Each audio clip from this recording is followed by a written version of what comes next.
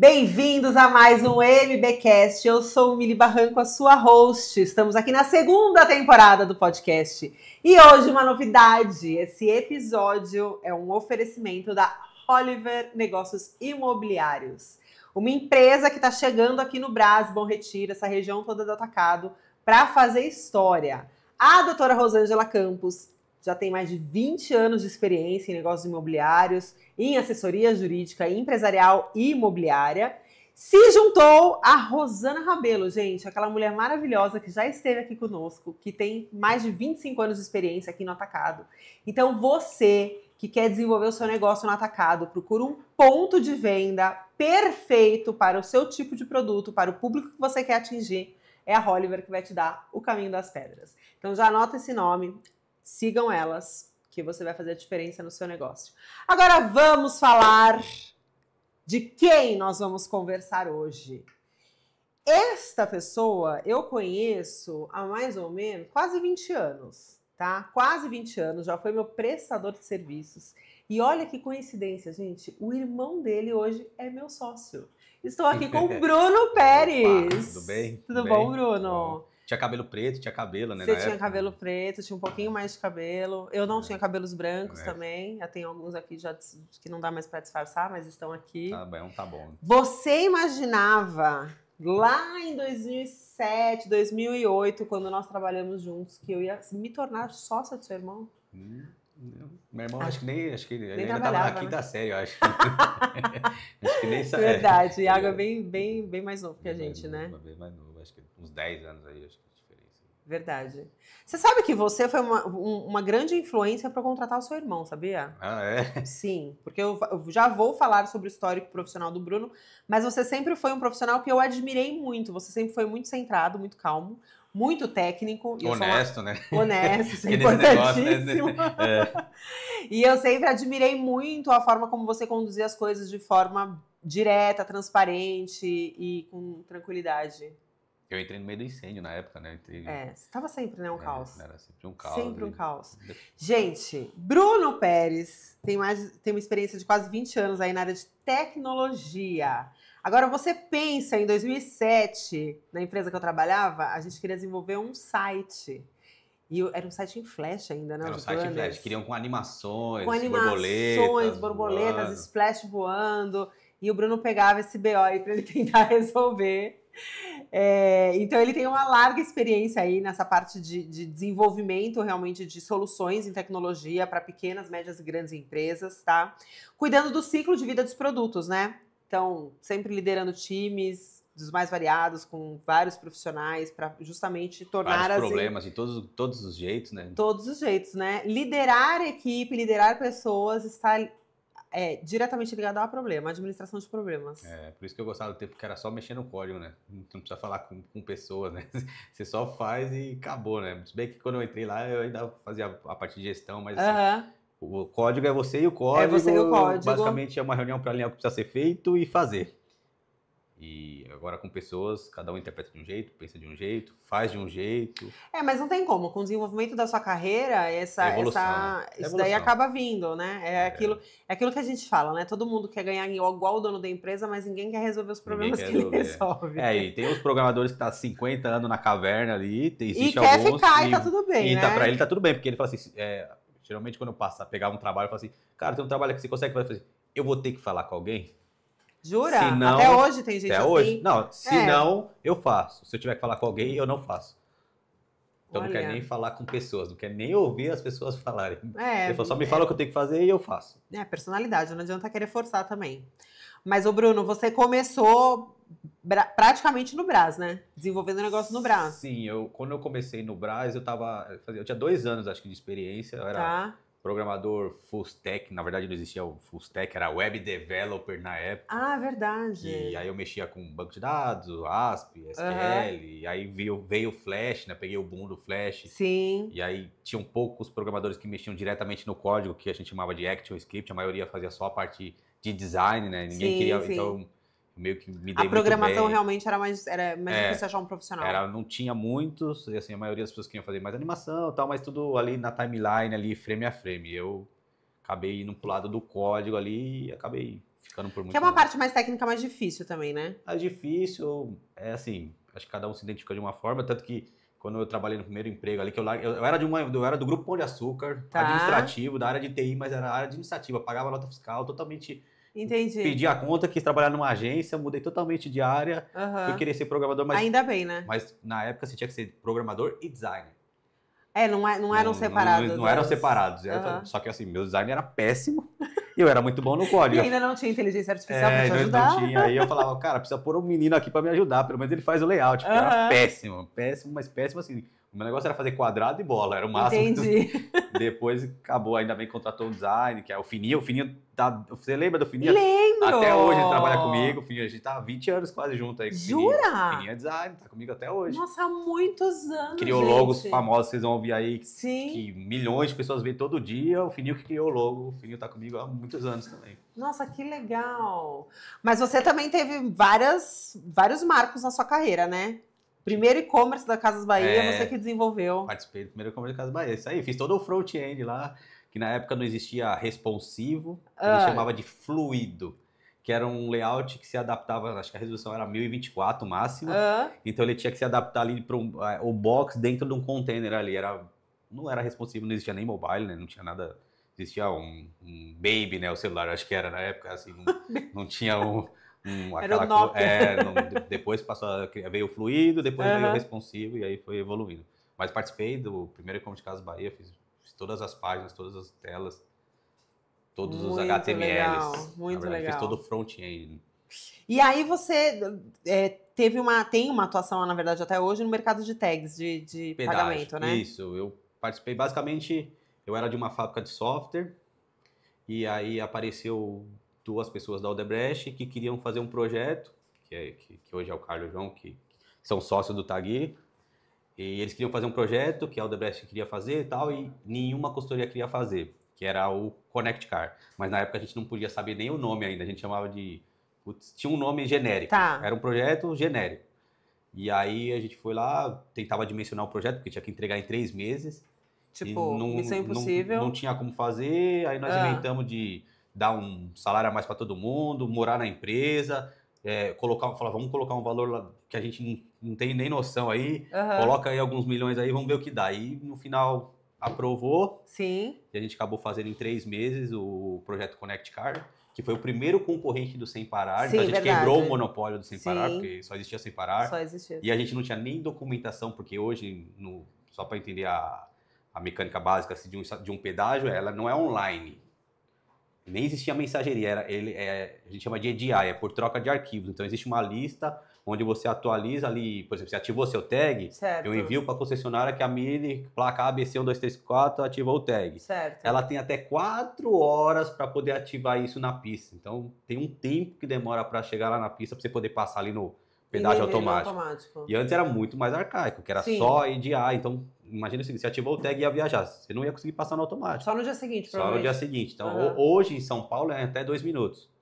Estacionamento, até 2 minutos. Tanto é que tem gente que monta lá, arma você já ativa no canteiro, né, tipo 200 metros antes do pedágio, vendendo tag. Isso, agora nas federais ainda, algumas estão migrando para mensageria, que é o protocolo de até 2 minutos, mas algumas ainda estão no antigo, que a gente chama de EDI, que é até 4 horas. Então a gente Então a gente acabou desenvolvendo 100% do zero o Connect Car. Certo. Toda a parte foi o primeiro produto pré-pago também de pedágio, né? Então a gente criou a parte do pré-pago de pedágio, desenvolveu todas as telas, eu participei de toda a documentação, né? Fiz toda a análise funcional, vamos dizer assim, para o pessoal de desenvolvimento, criar as regras, né, de desenvolvimento. Certo. Fiz também todo o front-end dos sistemas operacionais, fiz o site, acabei fazendo tudo ali no início da Connect Car.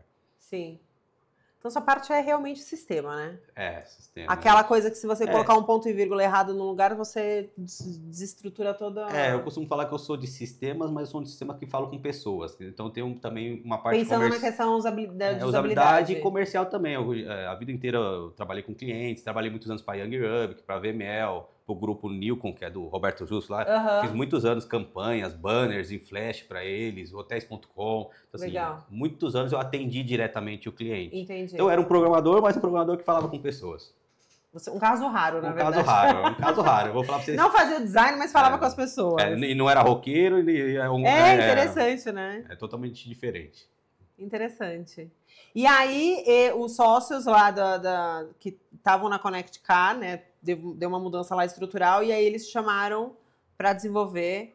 Isso, eles saíram, quando o Itaú comprou, né, 50% da Connect Car, tá. E aí era o João que era o presidente, o Carlos era diretor operacional, CEO, acho que era CEO, esse nome aí me confunde todo, mas acho que era CEO, CTO, CTO de tecnologia. CEO, uma dessas coisas aí. E aí o Carlos saiu o João primeiro que era presidente, depois saiu o Carlos, eles tinham um tempo de não compete, que eles não poderiam abrir nenhuma empresa concorrente de pedágio. Quando passou esse período, o Carlos me procurou, que eu tinha feito toda a parte do Connect Car, já tinha uma expertise, conhecia toda a equipe, e aí ele falou, pô, Bruno, nós vamos criar uma empresa aqui, pode bater um papo? E era também totalmente confidencial ainda, mas quando eu conversei com ele, ele falou, pô, eu preciso contratar essas pessoas aqui, que nós vamos fazer um white label de pagamento de pedágio. Falei, Carlos... O que seria um white label? Um white label, basicamente, qual que era o nosso pensamento no início? Uma bandeira Visa, Master, por exemplo, cartão de crédito hoje ou é Visa, Master ou é Elo. Certo. Então o que a gente imaginou? Nós vamos ter a tag como se fosse a bandeira de um tag de pedágio. Tá. Por exemplo, o Nubank é um tag nosso, o Banco Inter, Sicredi, Sicob, todos são tag, né? São todos produtos tag. Porque o Connect Car e o Sem Parar, eles são próprios... O Sem Parar, ele é totalmente P2C, né? O Sem Parar basicamente vive de mensalidade, né? Mensalidade de R$40, vezes 5 milhões de usuários aí, basicamente, o faturamento deles mensal. E a gente meio que mudou o mercado porque a gente criou um produto muito mais barato, que o meu negócio é diretamente com um banco, e o banco oferta o produto da forma que ele quiser. Então, ele pode ofertar de graça, dependendo se é um cliente Black, um cliente, por exemplo, no caso do Nubank. Um cliente ultravioleta tem 2 tags de graça.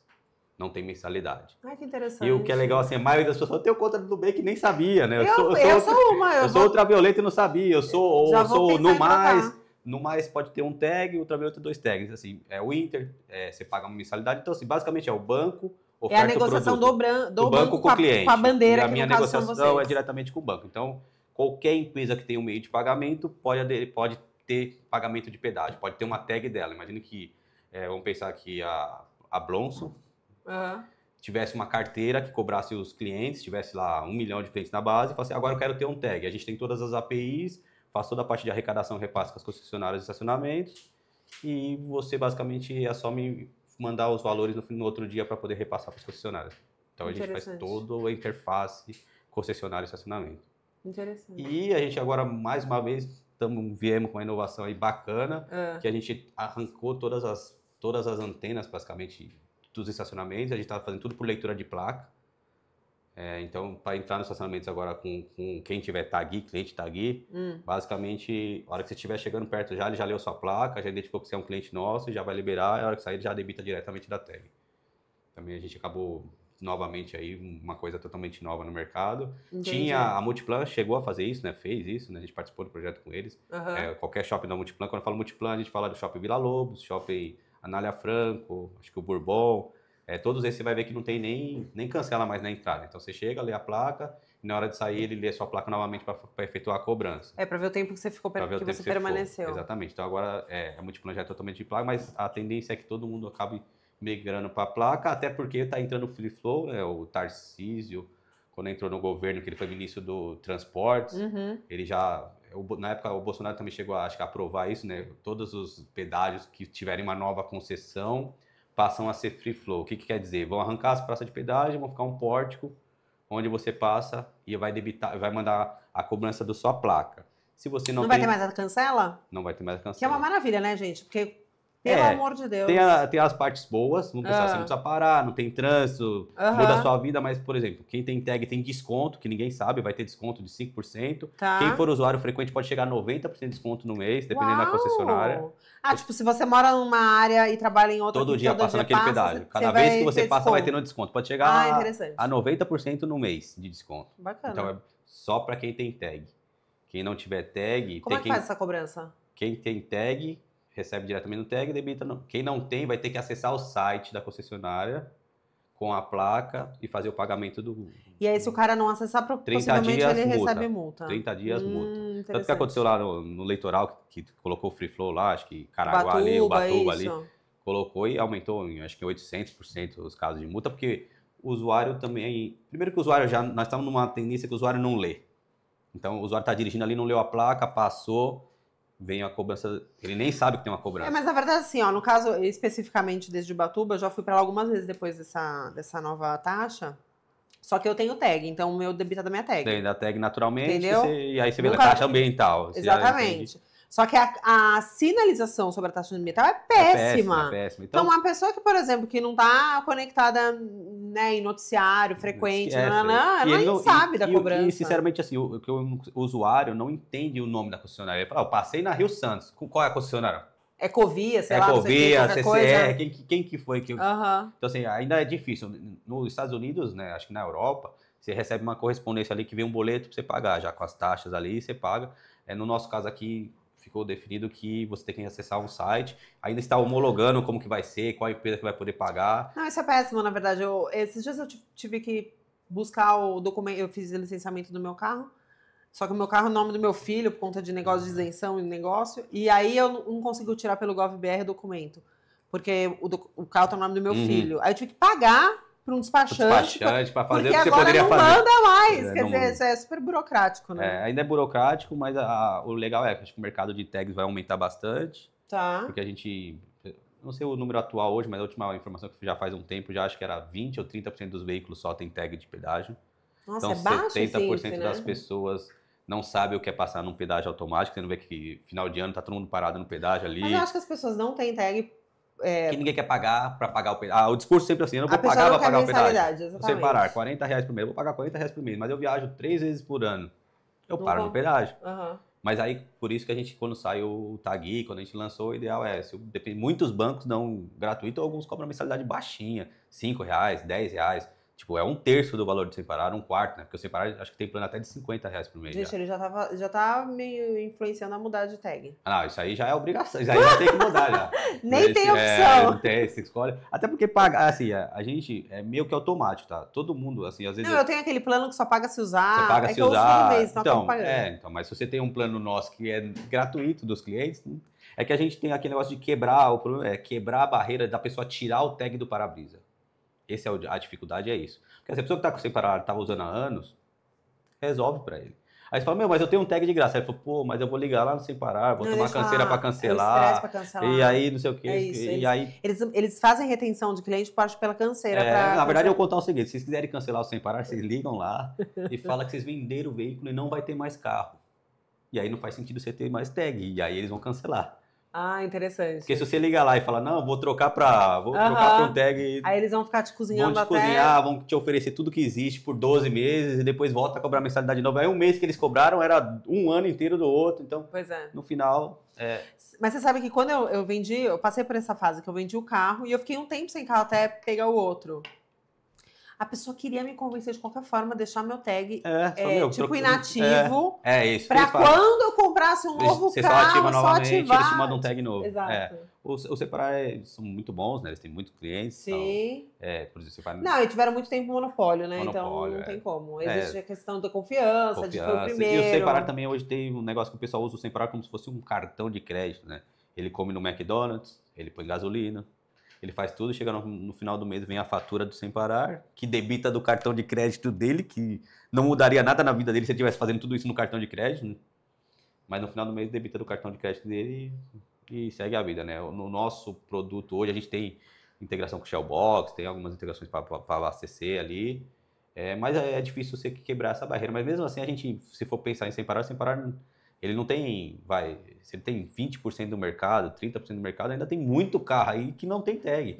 Muita gente vai no shopping e paga, muita gente passa no pedágio e para. Então, assim, tem muitas pessoas para atingir ainda. Acho que o difícil é a briga do Connect Car, por exemplo, a briga do Connect Car não era pegar novos clientes, era tirar cliente do Semparar tirar cliente do Connect Car. E ainda tem um mercado gigante Aí veio a Veloy, que é um outro concorrente também, que é do Banco do Brasil e Bradesco. E aí entrou basicamente perto da gente. Acho que eles não devem gostar muito da gente, porque quando eles lançaram, logo em seguida a gente lançou um produto white label. Entendi. E aí eles meio que tiveram que se reposicionar, eles acabaram criando lá eles chamam, é um meio co-brand lá, um meio white label deles lá, que eles têm, por exemplo, até o C6 hoje é tag da Veloy, que basicamente você passa do pedágio e debita da sua conta. Isso foi a gente que criou, a gente que desenvolveu. E o Sem Parar é de algum banco? O Sem Parar é um banco americano, acho que é a Corflat, alguma coisa assim, mas na verdade, se for pensar, todas as empresas de meio de pagamento de pedágio, tirando a Move Mais não é ligada a nada, é a menorzinha, vamos pensar. Tá ligado a alguma Sem Parar é banco americano, se não me engano, foi comprado faz alguns anos. Conect Car Itaú e Porto Seguro. Veloy Bradesco, Banco do Brasil. A TAG a gente foi comprado faz acho que 2, 3 anos pelo grupo Inderred, que é uma empresa francesa, que é uma das maiores empresas de mobilidade do mundo, que é dona da Ticket. Eles são bem conhecidos assim, em soluções mundial, de mobilidade. Né? Então, assim, tem bastante coisas vão vir aí de carro elétrico, carregamento, que é um mercado totalmente novo aí, que logo vai crescer, né? Mas aí, então, a maioria é ligada a um banco. A gente é o único que não tem nenhuma ligação com o banco. Por isso que eu integro com vários bancos e eu não tenho dados do cliente dele, não tenho informação do cliente dele. Basicamente, eu tenho uma solução de pagamento de pedágio. Toda a interface com o cliente dele é dele, eu não tenho uma informação do cliente dele. E como é que você interage com o seu consumidor? Basicamente, eu gero... do meu lado, eu tenho um código único que ele atrela um CPF do usuário. Então, a única coisa que eu tenho aqui é a placa do veículo. O resto, toda a informação do cliente está tudo do lado deles. Mas pensando agora em campanha de marketing, você não consegue atingir esse cliente? Basicamente, quem faz a parte de campanhas é sempre os bancos. A gente é totalmente B2C. Entendi. E aí você trabalha só awareness, tipo reconhecimento de marca, de forma institucional. Totalmente institucional, isso aí. Interessante, muito interessante. A gente pensa, eu Sem Parar é uma empresa que tem muito lucro, mas também tem muitos gastos. Né? Marketing, rede social, a gente é muito mais enxuto. A nossa equipe, que nós fizemos o tag inteiro, se eu não me engano, acho que no início tinha 12 pessoas, 15 pessoas. Então a gente fez praticamente o projeto inteiro com uma equipe muito enxuta. 15 pessoas deve ser o marketing do Sem Parar. Entendeu? E em quanto tempo? Eu acho que a gente desenvolveu acho que em 3 meses, acho que é a primeira versão. E demorou um bom tempo para a gente entrar. Primeiro a gente entrou na NTT, porque você tem que ser homologado pela... Sim. Então a gente, acho que demorou um ano aí para a gente ser aprovado na NTT. Depois a Artesp aprovou a gente para a gente operar. Acho que demorou 1 ano e meio para a gente passar, 1 ano, 2 anos. Acho. A gente completou 8 anos em setembro da TAG. Então acho que em operação acho que são 6 anos e meio, mais ou menos. Entendi. E tem um monte de gente que abre empresa e acha que no primeiro mês tem que dar resultado. Se eu pensar assim, eu imagino que esses caras grandes aí dificilmente bateu lá o break-even. A gente já bateu, acho que foi o ano passado, final do ano passado. Então break-even é quando você consegue... se pagar, né? Pagar o investimento, isso, né? Acabou. A gente cresceu, ralou, mas acho que é uma empresa boa. A gente tinha um ambiente assim... eu conheço o Carlos, né, e o João há muitos anos. Eles vieram da Odebrecht e criaram a Conect Car, mas são pessoas assim que... O Carlos, um dia ele tem que vir aqui que você vai ver. Tudo que ele falar, ele vai dar uma aula. Assim, ele vai falar desde quando o carro passa no pedágio, quem opera, o sistema que lê, a placa, tudo assim. Interessante. Então, assim, acho que... E ele é de tecnologia também. E ele é todo de tecnologia também. Ele foi responsável pela parte... Ele foi responsável por TI, acho que de infra, da Odebrecht. Então, ele criou diversas coisas lá para a Odebrecht. Então, ele é totalmente ligado à tecnologia. Ele é totalmente de tecnologia, mas ele é muito bom falando, assim, explicando. Ô, Bruno, deixa eu te fazer uma pergunta. Hoje, com a onda de inteligência artificial, muitas pessoas falam, né, que vários empregos estão ameaçados pela IA. Como é que você enxerga isso hoje? Você acha que ela é algo que te apoia, pode te desenvolver enquanto profissional, ou realmente é uma ameaça? Eu acho que assim, se você for aquele cara que não quer crescer, não quer evoluir, quer fazer as coisas do mesmo jeito para sempre, é uma ameaça? Sim. Mas se você for um cara que surfar na onda, hoje tudo é aí, mas dizem que a gente não usa ainda 10% do que a inteligência artificial ainda pode proporcionar. Mas basicamente eu vou dar um exemplo básico aqui. Imagina o seguinte, antigamente passava dias fazendo um wireframe, para depois fazer o layout, para depois fazer o HTML, para fazer um site era 2 meses. Certo. Um básico. Hoje você gasta quanto tempo para fazer um site? Hoje, com a inteligência artificial, você usando ao seu favor, para layout você vai demorar basicamente 1 hora ou um clique, dependendo, basicamente você tem um prompt, só vou falar o link no final. Tá. Mas a gente tem algumas ferramentas, mas a que eu gostei, que funciona muito bem, tem uma do Google. Então ele cria toda a interface, cria o texto para você. Você fala para ele fazer o HTML responsivo, ou seja, ele já se adapta para o mobile. Então ele já faz navegável. Basicamente só precisa pegar os arquivos e subir no servidor. E isso que tem algumas inteligência artificial que já tem até o servidor, tipo, já faz até a publicação para você. Nossa senhora. Então, assim, então, na verdade, você tem que saber as ferramentas certas. É o prompt, basicamente. E o prompt, né? Que esse é o segredo, na verdade. O Steve Jobs e o Bill Gates, eu sou muito fã do Steve Jobs, mas eles falavam uma coisa, eu lembro que o Steve Jobs que no mundo vai existir 2 tipos de pessoas. As que operam os sistemas e as que desenvolvem o sistema. Sim. Basicamente, no futuro, eu acho que as pessoas vão fazer prompt. Você vai criar ali as regras e basicamente alguma coisa, por exemplo... Vai desenvolver para você. Rede social. Todo dia eu tenho que postar um post com a foto X, né? Pega uma ferramenta de inteligência artificial, pega as imagens, gera o post e fala para todo dia, a tal hora, fazer o post para você. Ela vai lá e todo dia vai fazer o post para você. O que você vai fazer? Acompanhar, vai ver a evolução. Sim. Você vai pensar muito mais, você vai gastar seu tempo em vez do operacional, muito mais pela inteligência. Como que eu melhoro o meu público, como que eu atinjo, como que eu melhoro minha campanha. Agora, a parte operacional ali, braçal... Na verdade, o que as pessoas não entenderam ainda, que eu acho que muita gente se sente ameaçado pela IA, que acho que a IA vai substituir. Não, na verdade, a inteligência artificial ela é alimentada pelas informações que nós humanos damos a ela, certo? Ela vai substituir, por exemplo, um programador? Não. Porque alguém tem que falar o que ela tem que fazer, e assim, mesmo assim, ela vai dar... E se o site deu pau? Eu fiz um site de inteligência artificial, parou de funcionar. Quem resolve? A IA... Apesar que hoje existe IAs que conseguem olhar o código e ver se tem um erro, tal, mas ainda... Mas você tem que dar o comando, né? Você tem que dar o comando, tem que saber a linha, tem que saber o problema. Então, assim, basicamente vai sempre ter que ter médico. O médico hoje faz cirurgia por robô. Sim. É possível um robô substituir um médico? Não, o médico tem que estar ali do lado. Operando e falando o que o robô tem que fazer. O robô não tem emoção, não tem... Então, assim, às vezes ali... Instinto, né? Instinto, então, assim... Óbvio que dá pra ter? Dá, mas é uma evolução que vai... muito ainda cinematográfica. Então, assim, acho que no final, assim, o médico faz cirurgia hoje com o robô. Já tem parto, já tem robô fazendo tatuagem, mas precisa de alguém... Tem as pomadas agora, né? Agora, até a tatuagem já eu não tenho nenhuma agora espirra um sprayzinho lá, espera um tempinho, faz a tatuagem inteira sem zero dor. Tudo tecnologia, né? As coisas têm evoluído, mas assim, se você agregar na sua vida... Né, você usar a inteligência artificial para gerar um conteúdo, cara, você está agregando para você está diminuindo o tempo de ficar escrevendo texto. Lembra, o redator, nem sei se deve, mas deve existir. Tinha uma pessoa que era um redator, que era uma pessoa que basicamente fazia o conteúdo de blog. Tem o ChatGPT, tudo bem. Não, mas assim, mesmo no ChatGPT, você tem que saber. Você tem que ficar pesquisando. Isso. Né? Eu uso bastante, meu chat tem até nome, né, próprio. Você conversa com ele. É uma mulher já. E aí, gata, né? Mas, às vezes eu peço uma coisa, aí ela me traz um texto que eu falo, putz, não é isso. Aí eu vou, não, você não entendeu. Aí eu tenho que... Tem que ter aquela questão da interpretação de texto, do desenvolvimento, de qual é o sentido que você quer dar para aquele material que você está desenvolvendo. Qual é a linguagem, para qual público. E qual é a percepção que você quer que quem vai receber aquela mensagem tenha. Isso. Então, tudo isso você tem que estar... desmembrando para que E às vezes acaba demorando um pouco. Às vezes poderia demorar até o tempo de você fazer o texto. Mas claro que eles fazem com uma fluidez melhor, com uma gramática melhor. Mas vai tempo, né? Nada é assim, olha, o ChatGPT é maravilhoso, ele faz o trabalho inteiro para mim. Se você entregar o trabalho do jeito que ele fizer ali, sem dar uma... O professor vai bater o olho e falar, opa, não foi você. Hoje tem muito programador ChatGPT, programador de IA.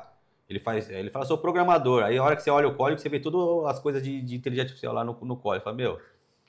Mas você como programador, você consegue identificar? Alguns dá, óbvio que outros não, dá pra mascarar, tá, mas assim, basicamente tudo bem ele fazer pra você, mas você tem que saber o que ele tá fazendo. Claro. Então assim, você tem que ter o conhecimento, não precisa ser um hard user, não precisa ser um programa, por exemplo, precisa fazer uma coisa em Python. Eu já fiz coisas em Python, mas assim, não é uma coisa do meu dia a dia. Mas se a inteligência artificial fizer ali o código e eu bater o olho, assim, eu consigo entender o que ele tá falando. Tá. Agora você vai olhar ali, não sabe nada. Tudo bem, subir, tá funcionando, parou de funcionar. Como você resolve? Como você resolve? Então, assim, acho que a gente tem que continuar estudando, evoluindo, e a inteligência artificial vai agregar na nossa vida. Hoje os carros têm inteligência artificial, automação, né? Eu tava conversando com o menino que trabalha comigo, que ele falou, pô, Bruno, me cobraram muito caro para fazer automação na minha casa. Eu falei, eu fiz toda a minha automação sozinho, aprendi sozinho. Você tá falando daquela questão de luz inteligente? Ar-condicionado, TV, tudo. Então eu fiz tudo sozinho. Mas porque você é um programador, né? Na verdade, assim, eu usei zero programação. Basicamente, eu li vários vídeos no YouTube, vi como funcionava, chamei um eletricista, paguei a diária para ele e falei, eu preciso, por exemplo, basicamente para automação, você precisa de um neutro nas tomadas. Então ele puxou os neutros na tomada lá, eu fui lá e coloquei as tomadas, conectei na Alexa, conectei no aplicativo e basicamente fiz isso. Aí você fala, pô, Bruno, é impossível fazer. Você faz tranquilamente. Vai ter que perder um tempinho, ler os vídeos, parar. Cada um tem um tempo de assimilação diferente do outro. Assim, eu sempre fui autodidata, sempre fui programador autodidata. Então, assim, eu aprendi uma linguagem nova muito rápido. Assim, isso aqui precisa fazer em Android, por exemplo. Quando começou a fazer aplicativo Android, não tinha ninguém que fazia lá na empresa. Então, basicamente, eu aprendi a fazer o front-end na semana ali, o outro aprendeu a fazer o back-end, a gente juntou e fez um aplicativo. Aí veio o iOS, aplicativo totalmente... Aí depois veio os híbridos, né? Que aí tem Flutter, diversas linguagens. Então, basicamente, você tem que parar um tempo ali para aprender. Mas, assim, a automação, no começo você fala assim, pô, é frescura. Eu lembro que minha mulher, quando eu fiz lá, pra que você vai gastar dinheiro com isso, perder tempo com isso? Aí eu não fiz no quarto, não fiz na cozinha. Agora ela falou... Aí ela falou, meu, sabe o que é? Porque você tá deitado, fala, meu, apaga a luz. Aí eu falo, putz, eu vou ter que ir lá apagar. Mas pode pôr o interruptor de lá, mas assim... Cara, você fala, Alexa, boa noite. Ela já apaga tudo. Você vai viajar, você fala, Alexa, fecha tudo e apaga tudo. Ela apaga todas as luzes, fecha as persianas, fecha tudo, faz tudo. Então, assim, acho que tudo agrega. Eu acho que no futuro não vai existir mais interruptor padrão. Acho que as casas já vão ser entregues com automação. Antigamente a automação era 300 mil reais. Era uma fortuna, hoje em dia. A última vez que eu vi, o último orçamento que eu peguei era 80 mil reais. Eu já vi orçamento de 20 mil reais para pôr um Wi-Fi. Então, hoje existe um roteador chamado Deco, que cria uma rede mesh, que custa R$ 1.500, você põe um em cada cômodo ali, liga ele, conecta um no outro, você tem uma rede mesh na casa inteira, que cobre até 200 metros. Mas tem que passar cabo, né? Eu já escutei gente falando, meu, imagina, cara, cabo? Tudo Wi-Fi. Faz mais de 10 anos que eu não tenho um cabo na minha casa, eu tô no Wi-Fi, mas perde. Aí eu dou um speed test no cabo, dou um speed test no celular. É praticamente a mesma coisa. Entendi. Sim. Então hoje as coisas têm evoluído muito, tem cada vez... Basta a pessoa ter interesse e ir atrás de solução, né? O que eu vejo muito é que as pessoas gostam mais de reclamar e usar, criar justificativa. Você vai usar um chat GPT, qualquer inteligência, você vai ter que perder um tempo, porque você vai ter que aprender a fazer um prompt. Eu já usei, você pode pedir pro chat GPT gerar o prompt, copiar o prompt e colar, mas você vai ter que perder um tempo. Vai ter que escolher a cor, por exemplo, vai fazer um site de inteligência artificial. Ele vai fazer, mas você vai ter que falar as cores, manual da marca, logo, falar sobre o tipo de negócio que os tipos de produto que você vende. Então, assim, vai tempo. Vai substituir como? Não tem como. Alguém vai ter que fazer isso, né? Entendeu? Você tem que saber fazer, saber como funciona, e se der problema, você sabe resolver também. Putz, parou de funcionar.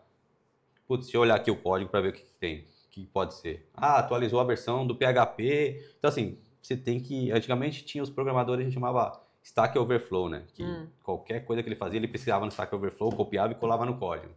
Hoje a IA faz o código. Tem agora a inteligência artificial já dentro do code, que já gera o código inteiro para você. Mentira. Gera tudo, assim. Só que você tem que saber ler, né? Saber senão você não vai saber o que ela... Então, esse é o problema. Esses dias, meu sobrinho pediu uma indicação de um menino para trabalhar com ele, eu indiquei o menino, aparentemente ele conhecia. E depois meu sobrinho falou, Bruno, ele fez tudo no chat GPT, porque eu comecei a fazer perguntas pra ele não tinha a mínima noção do que ele tinha feito. E ele perguntava no chat GPT, o que eu respondo pro meu cliente? E pior que era isso. Aí ele falou, eu fiz uma pergunta... Aí vinha aquele emojizinho clássico no final da resposta. Isso. Posso te ajudar com mais alguma coisa? E ele fez uma pergunta muito difícil pra ele, que ele falou assim, eu tinha certeza que assim, era impossível ele acertar de primeira. E ele me respondeu em menos de 30 segundos de primeira, assim.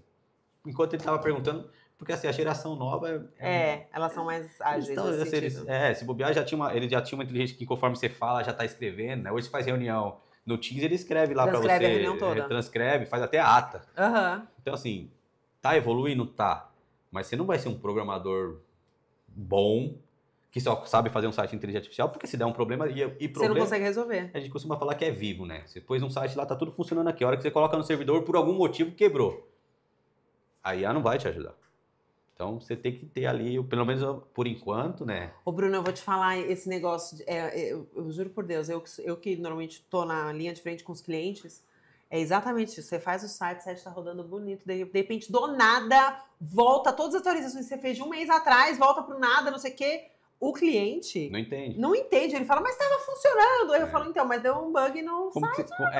Como que você vai falar que um site é vivo? Ele falou, o cara vai falar, esse cara é maluco. É retardado. Mas é assim, porque assim, ó, a gente costuma trabalhar com ambientes.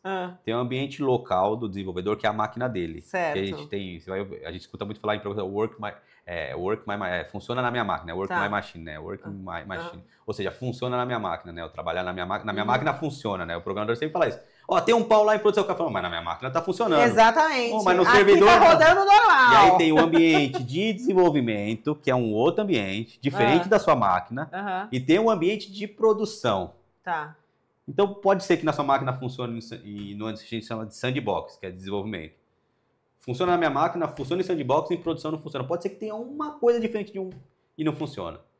Aí que tá a diferença, assim. Trabalho de desenvolvimento é muito moroso, né? Sim. Dependendo da linguagem que você estiver desenvolvendo, se você não identar o código, não funciona, não builda. Se você tiver um ponto e vírgula no lugar de uma vírgula, uma aspa, muda tudo. Não funciona, erro. Tudo bem, vai falar a linha que tá o erro, mas assim, se a pessoa não sabe nada, não vai identificar, não vai conseguir nem ler o erro, ele não vai conseguir entender o erro que deu na... Então assim, eu acho que a inteligência artificial vai agregar muito. Acho que para tudo, né? Para carro. Lembro que na época que a Volkswagen lançou o carro que estacionava sozinho. Nossa, que demais, né? Nossa, maravilha. Agora, cara, todo carro que é novo agora... Eu vi um carro ontem. Eu mandei para minha amiga outro dia um vídeo do T-Cross. Porque ela falou que ela só vai em lugar que tem valet. Porque ela falou, não sei estacionar. Não sei estacionar e tal. Você já viu agora? Tem um da Volkswagen. Eu vi da Volkswagen. Acho que é aquele... o T-Cross Polo GTS. Um desses carros da Volkswagen. Nivus GTS. Tá. Ele lê a placa de velocidade da rua e mantém a velocidade da placa. Tipo... Você habilita lá, ADC. Piloto automático, né? É tipo um piloto automático, só que ele lê a velocidade daquela pista. Tipo, ele vê a placa de 70. Aí você fala assim, andar na velocidade da... Ele vai andar sozinho aos 70 por hora.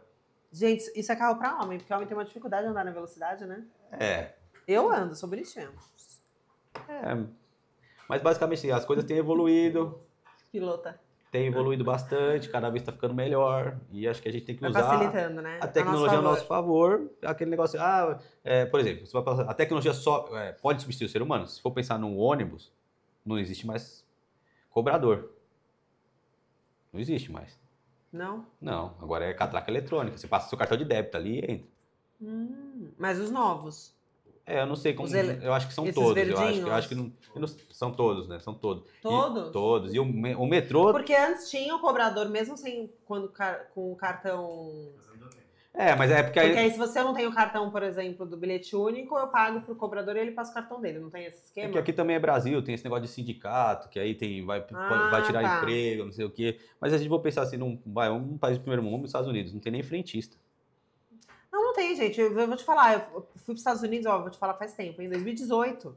Não tem frentista não. Eu cheguei na farmácia lá, tipo, self-checkout. Tinha um cara lá dentro se acontecesse algum BO. Uma loja gigantesca, tinha um carinha que foi lá dentro de uma salinha só se der um BO muito grande. Você já viu a Decathlon hoje, no Brasil, como é hoje? Tudo tirou todos os caixas, colocou tudo autosserviço e tem uma pessoa só. Que fica andando de um lado pro outro. Pô, mas isso daí perde emprego e tal. Mas, pô, o ser humano também tem que evoluir. Eu acredito, né? Tenho a minha visão, pelo menos como ser humano, a gente tem que sempre evoluir. Tô lá, pô, vamos estudar, vou crescer, vou evoluir. Talvez a pessoa que tava no caixa passe a ser um gerente, um supervisor. Assim, acho que é uma Eu evolução. acho que eles deveriam colocar mais pessoas pra auxiliar na área da venda, né? Eles poderiam tirar essas pessoas do caixa pra melhorar a parte de ambiente. Não é que a pessoa vai perder o emprego e não vai fazer nada na vida. Você pode redirecionar o negócio. Você tem que redirecionar, exatamente. Então, agora, o cobrador é mais difícil, né? A pessoa que foi cobradora fez tudo automatizado, né? Hoje um ônibus, metrô você passa cartão de débito, tem o aplicativo do governo lá, o Top, você pode pagar a passagem pelo WhatsApp até. Você compra passagem pelo WhatsApp, você compra pelo aplicativo. O aplicativo quase nunca funciona, sempre dá problema. Tem catraca de metrô que você pode encostar o cartão de débito por aproximação. De aproximação e ele passa. Entra. A parte que assim, aqui é Brasil, sabe como é. Tem um metrô, vai no Belém e funciona. Você vai na Pinheiros, não funciona. Entendi. Aí tem que baixar o aplicativo, mas o aplicativo tá fora do ar. Mas assim, tirar em alguns lugares bilheteria, não tem mais aquele guichê para pessoas vendem. Tem alguns lugares que tem, alguns não tem mais nem guichê para vender bilhete, mais nada. Então assim, a gente tá numa evolução e acho que o ser humano precisa se adaptar, evoluir.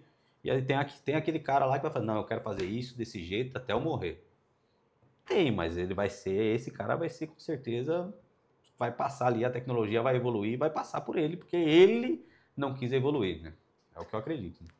Eu acho que essa pessoa tem que escolher atuar numa área muito específica, né? Tudo evolui. Eu lembro que na época do Flash, eu lembro que quando veio... Sabe que quem matou o Flash foi a Apple.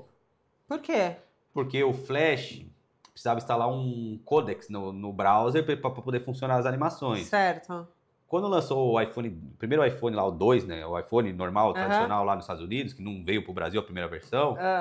Quando instalava o plugin do Flash, drenava a bateria do iPhone. Mentira. Porque a animação consome mais processamento, automaticamente mais bateria.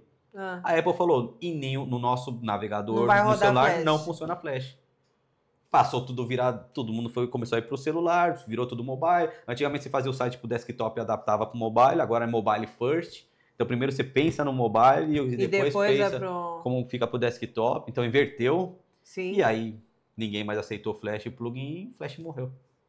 Aquela animaçãozinha tão boa que a gente fez bastante, que todo mundo gostava. Óbvio, que os banners ficavam piscando. Agora assim, em HTML tem animação, já. Eu achava horrível aquilo, tá? Eu achava horrível. Nossa, e tinha um cliente que adorava, vinha uma borboletinha lá, o passarinho falou, nossa, amei. Meu diretor amava. E eu falava, pra quê? Esse negócio vai explodir na tela da cara. Não, e tinha assim, pegava lá um site. Eu lembro uma vez que era, acho que era um cliente, como é que chama? Era Aquaware. Famosa. Pegou o site do Hans Donner, que era um cara de animação monstruoso da Globo lá, um mestre. Pegou um site que ele fez e falou, quero um site igual esse. Aí quando eu passei o prazo e o custo, desistiu. Pô, você tá maluco? Eu falei, você quer um site... Você quer um Hans Donner, só dele. Não, dá pra gente fazer um... Eu falei, pega esse cara aqui e a gente vai fazer alguma coisa 99% pior. Vai ter o que você quer, mas assim, não dá pra ir nesse cara, até porque era pesado, porque assim, era mais estético, tinha um astronauta voando, era assim, coisa... Lembra do site da Havaianas? Que vinha todas as cores, você ia rolando, você falava, nossa, era algo... Hoje mudou, né? Tudo mais flat, tudo mais limpo. Animação tem ainda, conforme você vai rolando ali, mas hoje é tudo em JavaScript, HTML, tudo mais leve, tudo mais leve, até porque... mobile. Que a gente costuma falar, o público, estava falando isso do catálogo hoje no almoço. Eu vou fazer um site que pesa 1 GB. Aí o meu amigo que tem um plano de dados de 500 MB acessou seu site e estourou o plano de dados dele. Ele vai ficar muito bravo. Vai ficar pé da vida. Vai ficar bravo. Vai receber o SMS lá, você estourou o limite de dados do seu plano. Pelos próximos 3 meses. Ele falou, renovou hoje. Ele falou, mas renovou hoje. Então, assim, isso já tá negativo. Quanto mais leve, né, é melhor. Até porque tem vários sites de várias marcas concorrendo, então geralmente o mais leve acaba ganhando um pouco de mais relevância. Isso aí, pensando mais em SEO lá, em otimização. Mas basicamente as coisas precisam ser leve e rápido. Hoje o usuário não tem muita paciência também, né? Pra esperar carregar, pra... Não, eu fazia muito teste de usabilidade uma época lá. Eu trabalhei numa empresa que fazia muito teste de usabilidade. Então, contratava pessoas para testar o site. Navegar no site. E tinha um vidro, você ficava atrás do vidro. É tipo o Fox Group. Uma câmera vendo o que ele estava navegando ali. E aí você fala, tudo que eu pensei que ele ia fazer, ele fez ao contrário.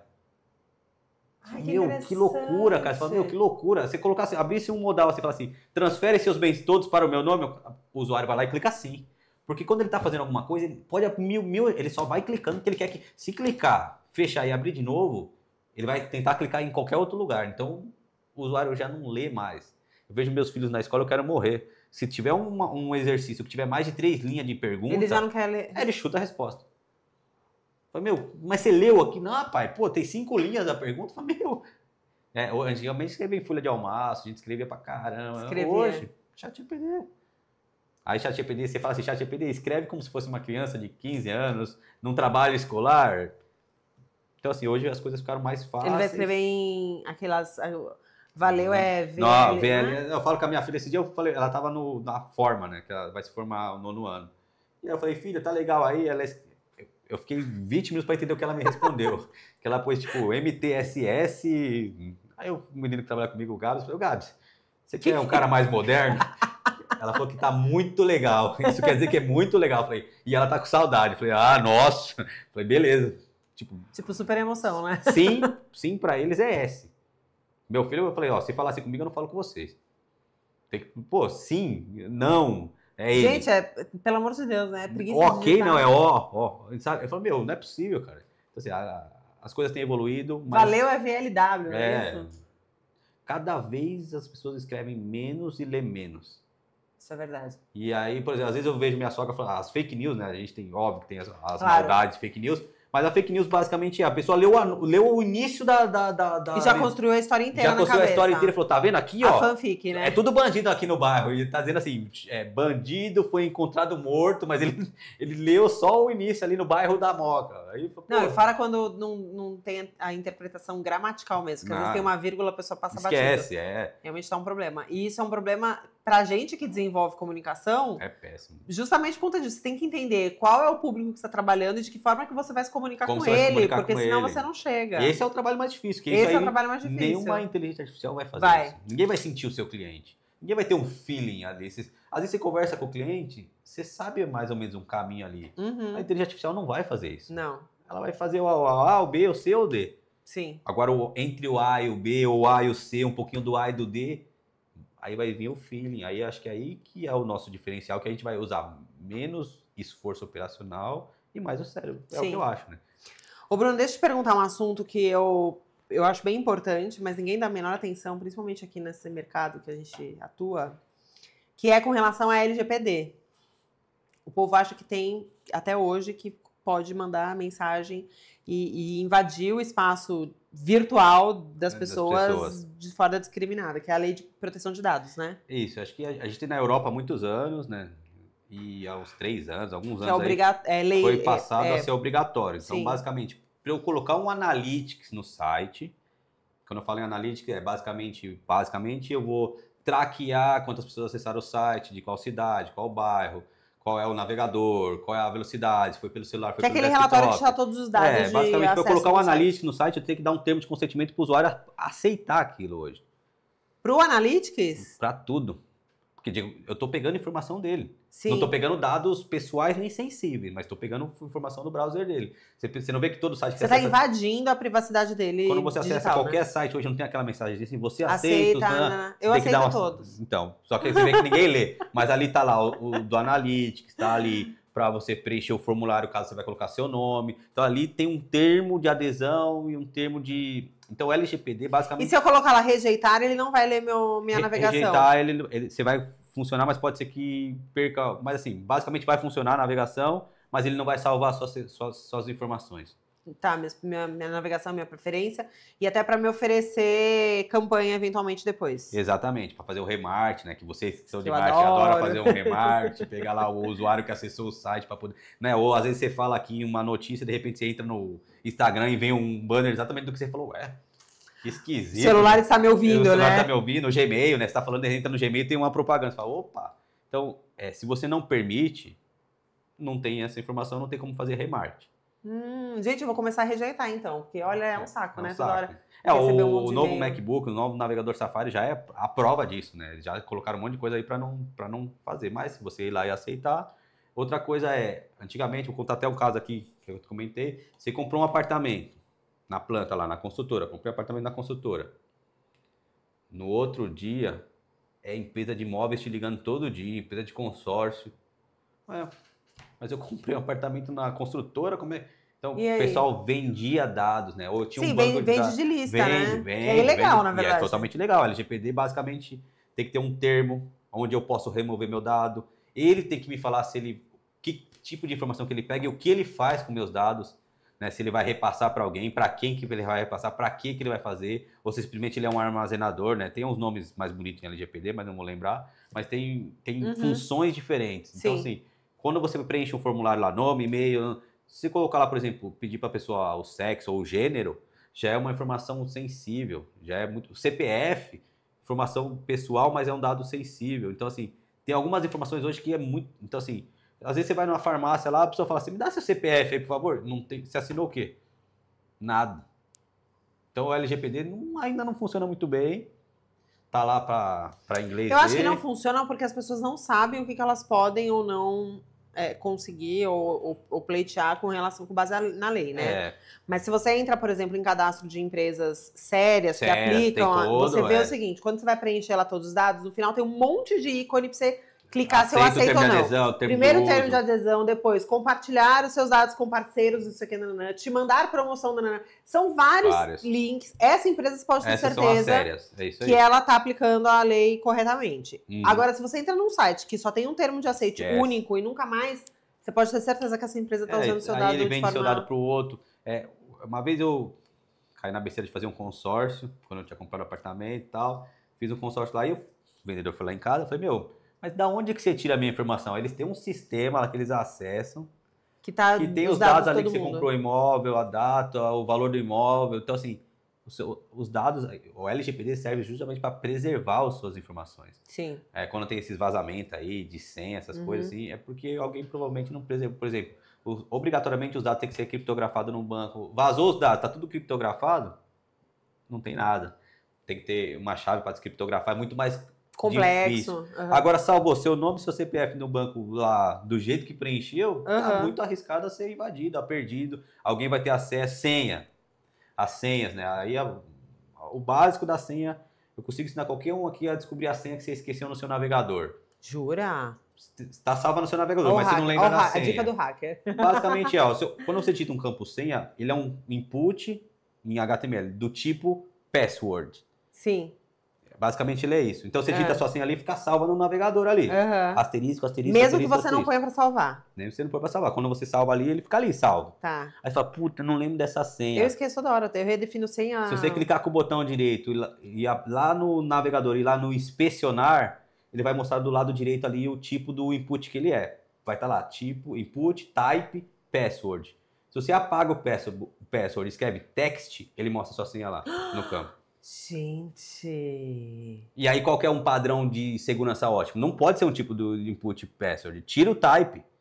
Criptografa os dados no banco e... entendeu? Entendi. Então, assim, tem várias coisas que... Então, tem lugares que é criptografado que você não vai conseguir fazer isso que você falou. Não vai conseguir. A maioria você consegue. A maioria você consegue. Olha, entra no seu navegador aí, no Gmail, vai lá, tá sua senha lá. Putz, eu não lembro. Clica com o direito, vai lá, você fala, que loucura, cara. E às vezes, meus filhos, pai, eu não lembro nem a senha aqui. Eu vou lá, clico com o direito e falo, nossa, pai, você é hacker? Que hacker? Eu troquei o input do tipo password para text. Não fiz nada demais.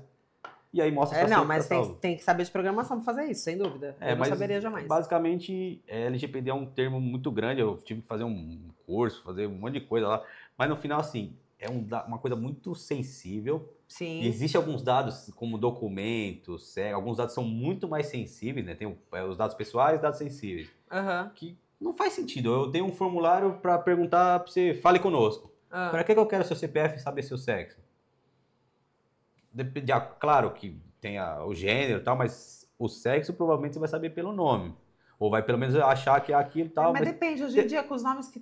mas o gênero, tudo bem, mas você realmente precisa saber o gênero dessa pessoa? Vai agregar alguma coisa pra você? Você vai pensar assim, vale a pena eu pegar essa informação do usuário? Porque eu posso ter dor de cabeça com ela? Tá, aí você vai decidir se sim ou não, e aí você vai ter que criar um termo, falar o que você vai fazer com esses dados, e o usuário vai ter que dar um aceite, aí sim, você tá tranquilo com a informação. Interessante. Ô Bruno, hoje a gente estava falando um pouco mais cedo, que eu descobri que meu iPhone estava na versão 18, já tá na... Já tá na 26. Já tá na 26 e meu iPhone tava na 18. Já tá na... bem atualizado, bem. Eu queria que você explicasse. É só para iPhone? Só para iPhone. O Android tem, mas não é desse jeito. Basicamente, na última atualização do iPhone, 26, fazer propaganda para Apple aqui, né? Pois é. Eles lançaram a gente agora... aceita recebidos também fazer propaganda, Você tem uma secretária que chama Siri. Sim. Você vai lá e habilita o seguinte. Você habilita, se um número que te ligar não estiver na sua agenda, a Siri vai perguntar com quem que você quer falar. Certo. Se não for o seu nome, ela desliga a ligação. Ela meio que faz um pré-atendimento para você. Se ela não falar, quero falar com o Mili, cai a ligação na hora? Cai a ligação, ela desliga. E ela já bloqueia esse número? Pra não ligar mais? Não. Podia, né? Podia. Pode ser uma evolução. Mas o problema do número do call center atualiza dinamicamente. Isso é verdade. Eu bloqueio e toda hora me liga. Porque... Então, a Siri vai mudar a sua vida, porque nem toca. Você vai ver do seu celular assim, às vezes tocando, e a mensagem que a Siri falando assim, gostaria de falar com quem? E aí cai a ligação. Nem toca seu telefone, ele só aparece na tela. Jura? Aí ela fala que você gostaria de falar com quem? Pergunta, vamos lá. Pergunta. Eu não tenho o seu número salvo, né? Nós nos conhecemos, mas não só ver seu número. Você me liga porque você precisa falar comigo. Aí a Siri vai perguntar, você quer falar com quem? Aí você vai falar com a Mili. Aí ela vai transferir, aí cai uma ligação normal pra você. Eu vi hoje engraçado que a Siri atendeu e eu tava olhando aqui e a pessoa acho que falou um outro nome. Ele falou, desculpe, mas essa pessoa não existe, não é o nome, alguma coisa assim. Eu falei, nossa... Cara, ela até responde em voz. Em a voz. Pessoa... Em voz. Então a Siri atende a ligação atende, antes. É tipo uma secretária. Tipo uma secretária. Com quem você quer falar? Fulano, só um instante. Aí transfere a ligação. É isso. Ai, gente, que massa. É isso. Antigamente eu deixava redirecionando para não atender. Então, se não estava na minha agenda, caía a linha. Mas é ruim, porque às vezes um cliente quer falar com você. É assim minha... Com essa atualização, não. Ela pergunta, você quer falar com quem? Se for um cliente, for alguém que quer falar com você, sua mãe que tá ligando no número de alguém, eu quero falar com o Bruno. Certo. Quero falar com a Mili. Cai na ligação, você atende normal. Ô, Bruno, vamos lá, você não trabalha na Apple, como que você fica sabendo dessas coisas? Toda vez que sai uma atualização, você lê o que vem de novidade? Geralmente sim. Sempre que sai uma atualização, bom, eu sou desenvolvedor, né? Eu tenho lá, sou desenvolvedor Apple e Android. Então, assim, geralmente eu acompanho antes, né? Então, quando vai sair por exemplo, o iOS 26, eu posso ter a versão de desenvolvedor, que você pode, é óbvio que eu não instalo. Ah, entendi. Tipo a versão beta. É a versão beta, a gente pode baixar a versão beta. É óbvio que eu não baixo, mas eu fico acompanhando ali as melhorias, o que tá entrando, tá. Ninguém lê, ninguém vê as melhorias. Simplesmente a pessoa atualiza o sistema operacional. Mas você vai ver, por exemplo, tem agora... Eu nem sabia que o meu não estava atualizando. Tem inteligência artificial de consumo de bateria, tem desse novo iOS, mas é para alguns iPhones, né? Sei lá, do 15 para frente, do 14. Então, assim, alguns já suportam, outros não. Tem como você configurar a bateria, acho que do 15 para cima, você já consegue pedir para a inteligência artificial monitorar a sua bateria. Então, ele, dependendo, sei lá, eu pus ele para baixo, ele entende que eu não quero ver nenhuma notificação. Então, ele desabilita as notificações, desabilita recebimento de e-mail, desabilita tudo. Quando eu viro ele para cima, ele habilita de novo e aí consome menos bateria, então você acaba tendo mais tempo para usar o telefone. Então, é óbvio que melhora muito. Sim. Tem a parte ruim de atualizar rápido, que você vai pegar os bugs também. Que com a melhoria vem os bugs. Tanto que saiu a 26, passou 4 dias, saiu a 26.0.1, corrigindo os bugs. Daqui a pouco vocês vão ver que vai sair a 26.0.2. Eu vou saber se você me falar, porque a minha estava no 18, como você nem sabe. Basicamente. Não, entendi. Mas vale vai muito melhorando. A pena, então não, com certeza. No Android você consegue falar... Existem aplicativos que vê que já é um número de call center, já nem atende, nem toca. Então, alguém me indicou um aplicativo desse, mas que era pago. Tinha que tem pagar uma mensalidade. Isso. Eu falei, não. E o próprio Android faz isso também. Você fala assim, eu não quero receber ligação de quem não tá na minha agenda. O problema é que sua mãe tá tentando falar com você, perdeu o celular, foi assaltada, de outro número. Ela não vai conseguir falar com você. Porque bloqueia geral. Porque não tá na sua agenda, não vai tocar. Então, aí a Apple foi lá atrás, falou, vamos fazer a Siri atender e perguntar com quem você quer falar. E aí foi uma puta melhoria bacana. Sem dúvida. Muito bom. Muito legal. Bruno, uma última pergunta que eu quero te fazer, como desenvolvedor, porque isso é uma polêmica, na verdade. Tem muitas empresas que desenvolvem lá o seu site, tem comunicação em rede social, não sei o quê, e aí vem a questão do aplicativo de empresas, aplicativos corporativos. E aí vem quando eu falo da polêmica é o seguinte, muitas empresas querem ter aplicativo e vem aquela coisa, mas será que o cliente vai baixar o meu aplicativo para ocupar espaço no meu celular? E nananã? Em que momento que esse empresário pode decidir pelo aplicativo? Como que você... Existe, é que ninguém sabe, mas você pode ter um aplicativo sem estar na loja. Não sei como está hoje, que eu também não estou mais atualizado nisso, mas antigamente chegou a existir os Web Progressives App, que basicamente você desenvolvia um site web, mas o usuário tinha como ele salvar o ícone no celular como se fosse um app. Ele clicava no ícone e abria o browser, né? Mas abria ali como se fosse um app. Abria o browser de fullscreen. Ele fica o ícone no celular, mas quando você clica, ele abre no navegador. Ele abre como se fosse um navegador ali. Tá. E ele faz tudo. E ele baixa esse app como? Não baixa. Ele acessa o site e abre uma janelinha assim. Você quer salvar esse ícone no seu celular? Sim. Ele instala o ícone no seu celular. Interessante. Foi uma ideia do Google. Foi na época que eu até fui num evento lá, Web Progressive Apps. É legal, eu vou até me inteirar nisso, mas basicamente, porque assim, tem uma barreira. E aí você não tem um custo de desenvolver um aplicativo, que é caro, né, ainda. Basicamente você vai fazer um JavaScript lá, que vai identificar se é Android ou iOS lá e tal, e vai colocar um ícone na telinha do celular dele. Ele vai clicar e vai abrir ali um navegador como se fosse um app. Vai ter login, senha, normal. Pode salvar a sessão, pode fazer tudo. E era uma ideia bem legal, porque tem uma barreira do app, que é instalar o app. Exatamente, o usuário, né? Baixar o aplicativo. O usuário compra o celular sempre, geralmente assim, eu comprei um iPhone, quanto tem? 64 GB, o sistema operacional ocupa 34. Sim, então não dá pra sobrou 30, vai. Aí você tem lá o aplicativo As do pessoas banco. não contam com isso, né? Não, aí tem o que WhatsApp. O sistema operacional já ocupa uma parte O WhatsApp geralmente ocupa 20 GB, porque você vai recebendo fotinho, vídeo, você vai ver lá se o WhatsApp está ocupando 20 GB. E aí sempre que a pessoa vai atualizar o telefone, não tem espaço. Então o usuário, para deixar um app ali na tela dele, tem que ser algo muito relevante. Sim. Aí você pensa, vale a pena eu desenvolver? E assim, hoje está muito mais barato, muito mais simples. Antigamente você tinha que fazer um aplicativo Android, feito do zero. Então era uma pessoa que só fazia Android e uma pessoa que só fazia... Ou seja, você gastava o dobro. Um valor para fazer Android e um valor para fazer iOS. Aí veio os aplicativos híbridos. Sim. Que aí tem o React, tem o Ionic e o Flutter agora também se desenvolve uma única aplicação, um único código, e ele gera uma versão Android com os componentes do Android, uma versão iOS com os componentes do iOS. Claro que para subir você tem que subir na Apple Store, subir na Google Play. Se as pessoas entendessem o trabalho que é para subir um app, ele já ia querer no navegador. Porque é muito moroso, assim, é muito moroso para subir o aplicativo. Subir o aplicativo... E tem que passar processo de aprovação. Aprovação, e agora a aprovação está muito mais difícil. Se você tem criar conta, mas não tem um deletar conta, é reprovado. Aí você vai ter que desenvolver um botão para poder reprovar a conta. Então, assim, tem várias coisas que tem que ter como obrigação. Então, assim, um app sempre é muito moroso, sempre muito caro, trabalhoso. É trabalhoso para quem faz e é trabalhoso para quem paga também, porque custa caro. Sim. Mas, assim, é muito complexo. Então, você só recomenda para marcas que já estão bem estabilizadas no mercado e que oferecem realmente uma vantagem, né? É o que eu penso assim, eu vou criar um app para quê? Um app que gera cupom de desconto. Aí a pessoa é interessada em ter um app que tem cupom de desconto. Tá. Mas poderia ser um navegador. Porque assim, basicamente um app, ele vai consumir informações da web. Tá. Então imagina assim, imagina que eu tenho um e-commerce. Uhum. Aí eu tenho um admin que cadastra os produtos e tem uma página que traz os produtos. Eu quero criar um aplicativo de uma loja. No meu aplicativo, ele vai consumir as informações do admin lá, via API.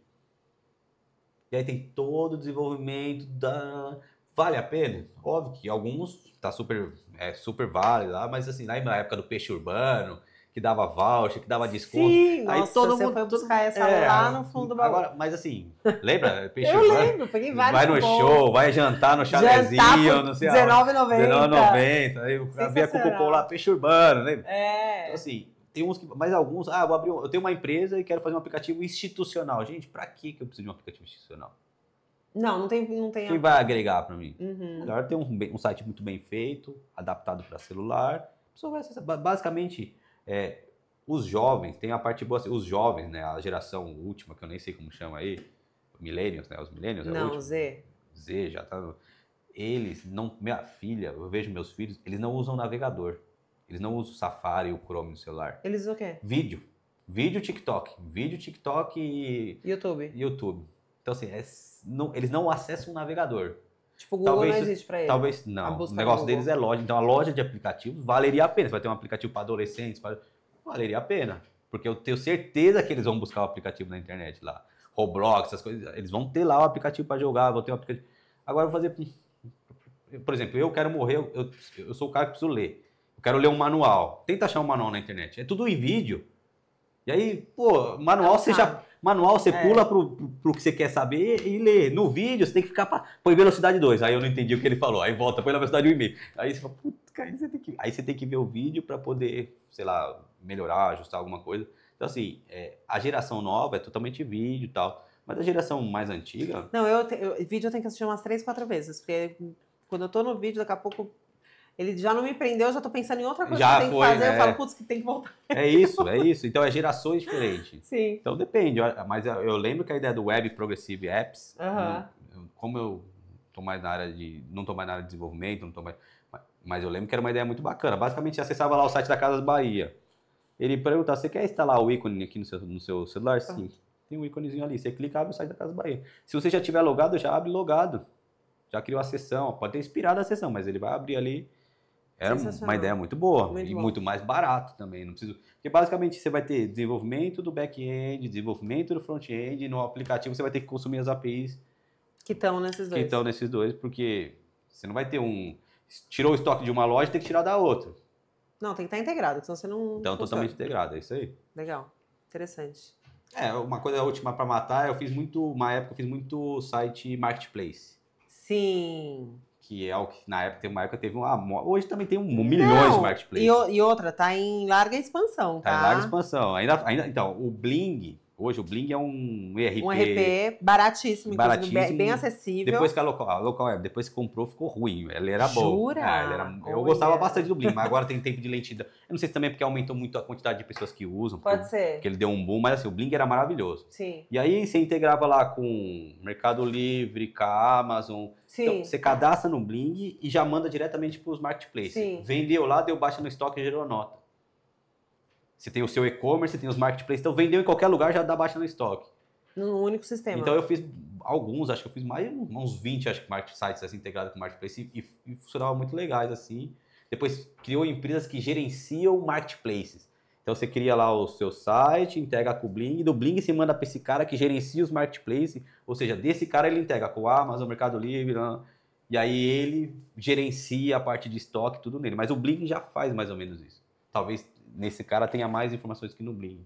Para quem tem loja física e e-commerce, você tem que ter um Tem que ter um RP. O Bling é mais barato, é R$100 por mês, você tem ali... Bem acessível. Faz o básico. Hoje quem não tem um sistema em loja de controle de estoque, não tem porque não quer, porque tem vários que funcionam muito bem e são bem baratos. Não tem porque não quer pagar imposto, né? O brasileiro, porque você vai integrar com o ERP, vendeu, aprovou, nota fiscal emitida. Aí se a pessoa não integra, vendeu, entrega para a pessoa, não tem nota. O cara, mas cadê a nota? Aí o brasileiro gera a nota lá manualmente e envia. Como é que é? Para quando é consumidor final, ele é declaração de conteúdo, né? Aí se é autogiro, tem que ser automatizado. Eu tô fazendo um e-commerce agora para uma empresa pequena que está começando, que é de pratos, aquelas mesas postas, bonitas. E ela vai vender isso online e tal. Eu já integrei com o Bling, já vou integrar agora com o sistema de emitir notas online. Vendeu, emite nota, segue a vida. Começa certo. Não, vamos começar. Começa 100. Depois que eu for grande, aí você imagina o seguinte: depois que eu for grande, eu integro. Começa certo, pelo amor de Deus, tem preguiça. Aí a pessoa quer crescer, quer ser um empresário de sucesso, começando com tudo. Não, quando eu for maior, eu resolvo. Aí quando ele estiver faturando R$500 mil por mês, eu falo: agora eu vou ter que pagar.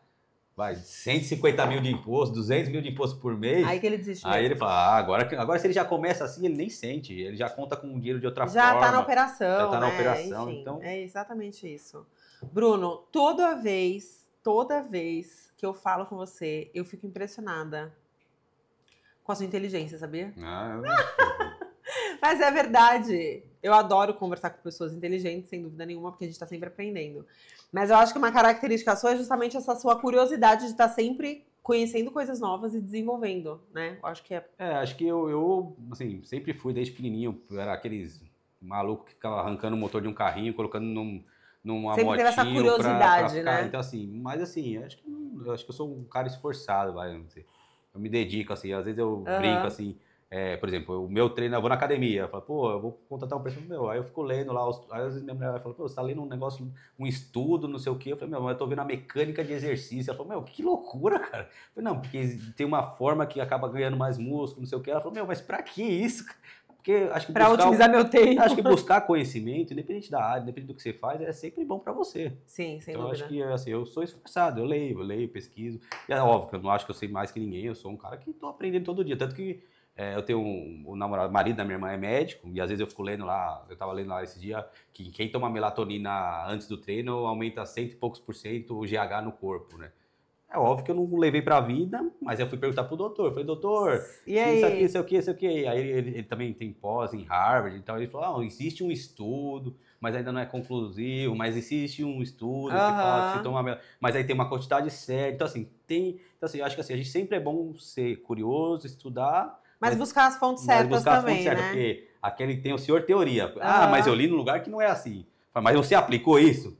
Porque na teoria tudo funciona.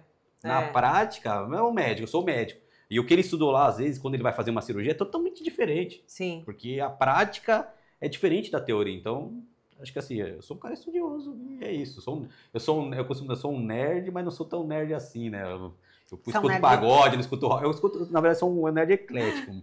Escuto de tudo. Mas um nerd oficial mesmo é rock and roll, Pokémon. Rock and roll, Pokémon e anime. Entendi. Eu assisto anime? Assisto. Todos? Não, alguns. Entendi. Mas Mas acho que essa questão mesmo da curiosidade de estar sempre querendo descobrir coisas novas, né? Que te deixa acho que sempre motiva, oxigenado, né? e sempre querendo saber novidade, trazer novidade, isso é muito legal. Acho isso é muito importante. Pra vida, né? Acho que conhecimento às vezes eu fico lendo umas coisas assim, às vezes, meu, o que isso vai... Depois eu falo, o que isso vai mudar na minha vida? Eu falo, mas tá bom, eu aprendi, fui ver. Ou alguém fala uma teoria e eu vou pesquisar lá. Aí fica um super estudioso de um assunto. Por exemplo, cabelo. Puta, meus cabelos estão caindo. Vamos estudar lá sobre o cabelo, como que funciona o fólico capilar, como que ele reconstitui, se ele reconstitui, se morreu já. Então eu fico lendo lá, estudando. De vários assuntos, não só de tecnologia. Não, de tudo, basicamente de tudo. Eu gosto muito de carro e tecnologia. Ótimo. Gosto muito de motor, leio muito. Outro dia o meu vizinho é mecânico, tem uma oficina. Outro dia eu tirei uns dias de férias, eu falei, pô, posso passar uma semana lá com você? Ele falou, porra, você tá falando sério? Eu falei, pô, pelo menos uns 2 dias, Tirou férias pra trabalhar na mecânica. Cara, vou falar pra você que foi maravilhoso, você vê o motor abrindo, você fala, puta, cara. Muito legal, né? Mas é cada um de um jeito, acho que muito legal. Estudar. Eu acho que esse é o sentido, realmente. A gente ter o senso de curiosidade, de conhecer sempre coisas novas, estar aberto a coisas novas, a informação, né? Isso que mantém ninguém sabe mais que ninguém, todo mundo conhece um pouquinho, se você junta o que todo mundo sabe, você acaba tendo um conhecimento maior. Muito bom. Não é que eu sei mais que ele ou mais que você, não. Você sabe de alguma outra coisa muito mais que eu sei de outras, e a gente conversa e a gente agrega, todo mundo ganha. Muito bom. É isso. Ô, gente, você sabe quando eu falei pro Iago convidar o Bruno, o Iago falou que ele pergunta assim, mas eu vou falar o quê? Eu não conheço nada, não sei nada. Como assim? O Bruno tá louco, ele conhece um monte de coisa, ele já fez isso, como eu já tinha trabalhado com ele, e já em alguns momentos da carreira a gente teve, né, contato e tal, pra trabalho. A época da Mili Brava, né? Da época da Mili Brava, ó, a minha fama. E eu falei, o Bruno tem um super conhecimento, já estou em vários mercados, e assim, a quantidade de informações que você passou aqui, nessa quase 1 hora que a gente está aqui falando, e de informações que eu me considero uma pessoa que estou sempre meio buscando estar atualizada, várias coisas eu não tinha ideia. Então, quanto é importante a gente, inclusive, ter ter esse senso de falar, eu não sei tudo, né? Como você acabou de falar. Eu não sou mais inteligente, eu não sei todas as informações. Eu busco informações e aprendo com elas. E às vezes na teoria tá errado, mas e a gente tenta ali. Muito legal, muito bom. Falar da ferramenta que eu falei, né? Tem uma ferramenta aqui, que eu falei que monta o site. Você qual precisa fazer o prompt, mas assim, chama Stick Google. É stick.if.google.com. Tá. Aí vocês vão ver lá que existe sites de pizzaria, de padaria, tudo pré-pronto, gera HTML. Vocês vão ver que é Stick Google. Pesquisa lá, Stick Google. Acho que é STICH. Deixa eu ver aqui. Peguei uma cola aqui para falar, porque o nome é STITCH.ifgoogle.com. Então ele cria layout, exporta para o Figma. Para quem é design, quando eu falar Figma já vai entender. Se você quiser alterar o layout, mudar. Ele gera HTML responsivo, ele gera conteúdo, gera imagem, faz menu. Cara, bacana, sensacional. Vai ter que perder um tempo ali, mas ele faz tudo. Sensacional. E ó, dica só para quem ficou até o final do episódio. Isso aí, quem não viu, perdeu. Perdeu. Bruno, obrigada por estar aqui conosco hoje. Foi muito bom mesmo. No começo a gente fica meio, e agora? Mas socorro. Mas é rapidinho, é muito legal, muito bacana, fluido. E eu já coloquei meu iPhone para atualizar por causa do Bruno. Ela tava usando ainda o iOS 8. Fala sério, mas tudo bem. Ainda bem, a gente tem que usar nossa rede de contatos para melhorar, né? Aí, ó, que cada um sabe de uma coisa diferente do outro. Exatamente. E é assim, né? Exatamente. Eu só faço isso da vida. Eu vivo, né? Eu não sou mais da área de tecnologia, mas eu tenho ainda uma produtora lá que eu tenho alguns aplicativos, algumas coisas que eu faço, mas assim, cara, tecnologia não é... Sobretudo a gente tem que ler, sobre saúde, eu fico lendo... Sobretudo, minha sogra tá sedentária, tava com uma dor nas costas, eu descobri que 80% das mulheres têm isso daí porque não faz exercício, que aí o exercício, aí o exercício aumenta... Vamos correr. Diminui o risco de câncer em 80% na mulher, e aí comecei a ler, hoje minha sogra vai pra academia 3 vezes por semana. Maravilha, tá vendo? Tudo informação é tudo, gente, informação é tudo na vida do ser humano. É isso. Maravilhoso. Obrigado, Mili, eu que agradeço. Muito obrigada, muito legal. E tamo junto aí, precisar... Estamos juntos. Pessoal, esse foi o MBcast com o oferecimento desse episódio da Hollister Negócios Imobiliários. Obrigada, Hollister. Se você precisa de um ponto aqui no Brás, Bom Retiro, elas estão chegando com força total. Então, não se esqueça de curtir esse episódio, compartilhar com todos os seus amigos que precisam se atualizar aí no mercado e seguir o canal. E até a próxima. Tchau!